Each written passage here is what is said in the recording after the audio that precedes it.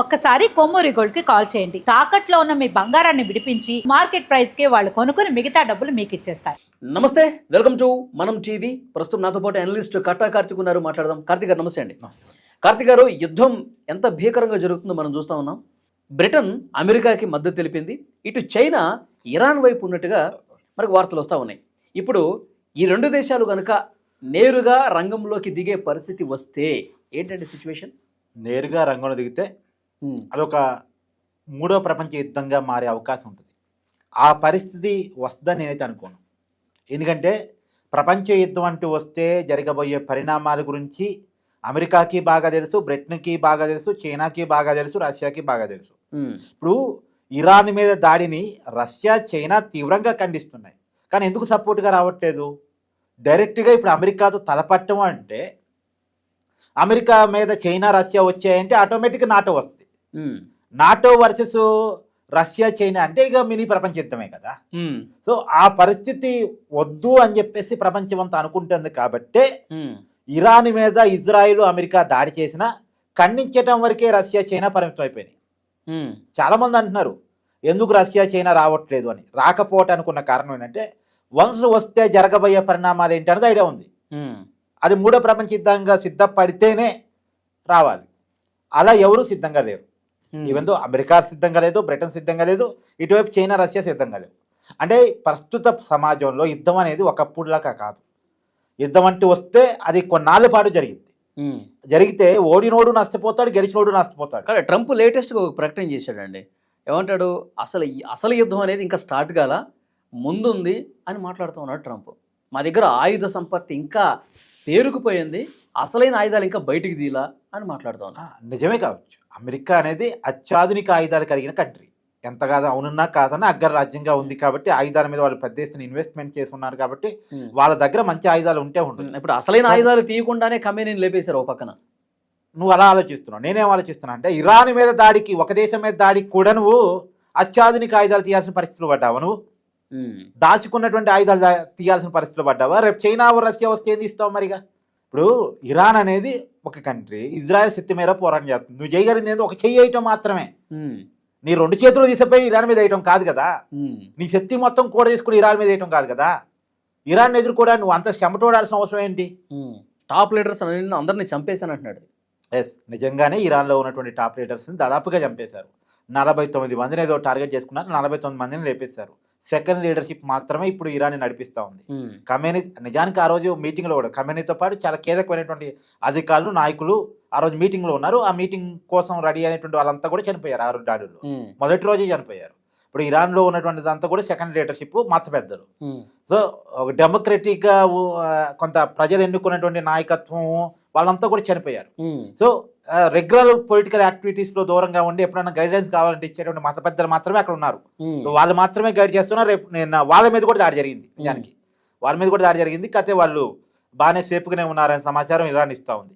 Okay, ఏది ఏమైనా నేను అనుకోవటం, ఇప్పుడు నిన్న చైనా స్టేట్మెంట్ ఇచ్చింది, ఇరాన్ సార్వభౌమాధికారానికి ఇబ్బంది వస్తే మేము ఊరుకోమని చెప్పేసి అన్నది. ఇలా స్టేట్మెంట్ పనికొచ్చింది తప్ప సవాలుకి ఓన్లీ లిప్స్ వరకే ఉన్నాయి, ఆ మాటల వరకే ఉన్నాయి చైనావి.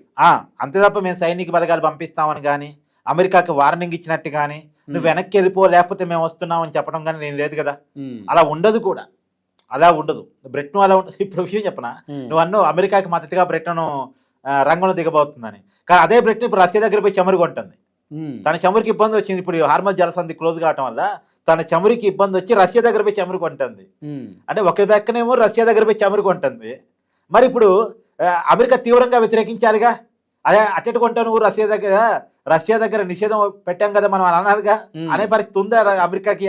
లేదు. సో ప్రపంచం అనేది ఒకళ్ళ మీద ఒకళ్ళు ఆధారపడే పరిస్థితిలో ఉంది ప్రజెంట్. ఎవరు కూడా ప్రపంచ యుద్ధాన్ని కోరుకునే పరిస్థితి కాదు.